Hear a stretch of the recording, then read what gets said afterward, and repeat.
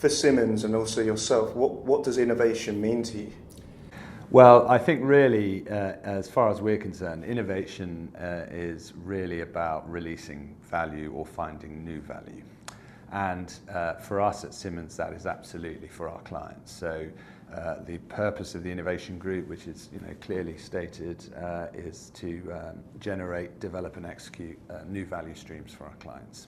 And that can come from any number of areas. So it might be new products or services, particularly those which are usefully co-created with clients, or it might be by releasing value from inside the firm, so making ourselves more efficient, increasing the quality of our service and so on. So Ben, with millennials now fully integrated into Simmons Simmons, what does that mean to the firm? And how do you embrace a different form of creativity to perhaps what had historically been in the sector? So I think it's really interesting. So there are two or three things that we're focused on. Well, first of all is we need to address our career proposition, because there are different expectations from future generations of lawyers. The people who are coming behind us may work till they're 70. They probably want more than one type of career. They might want to move out of the profession and back in, long breaks, who knows. But what is certainly already evident is there's an enormous amount of energy and creativity in those individuals. But the difficulty for a law firm is that we are essentially in a mentor-apprentice relationship quite a lot of the time. And there is not a lot of room for experimentation and exploration and so on, reflection on how they work. So how do you get to that, where you have to start being pretty creative yourself about how you allow people to do this? And we've already got 2 or 3 exemplars, really, trainees, junior associates, business services professionals, who are sort of doing things in their own time. But you can't expect that of people. You can't expect them to do that. So the key for us is to find some space for them. One of the problems in any global organisation is the transfer of knowledge. And knowledge not just being success and a better way to do things, but knowledge also obviously being the failure that you learn and embrace from these type of exciting innovation projects. How is the knowledge transferred from some of these initiatives that you're doing? And how do you see that improving in the future?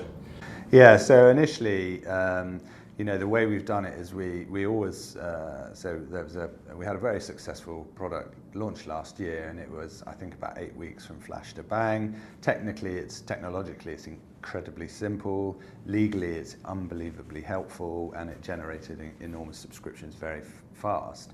But it was still really hard work for the partner that led that, and so we would make a video which can be easily put around the firm so people can see what that experience was with all its warts, and we just have to be open to the fact that the system isn't perfect, and even though that product's really successful, there were parts of it which were really hard. So I couldn't quite find the right person to get this through. I started to get very frustrated at this point of the process. And you need to just make sure that's socialised, that you take it on board and that you improve it the next time that you do it. I'm really curious to know, in your opinion, what the next decade looks like for law firms innovating.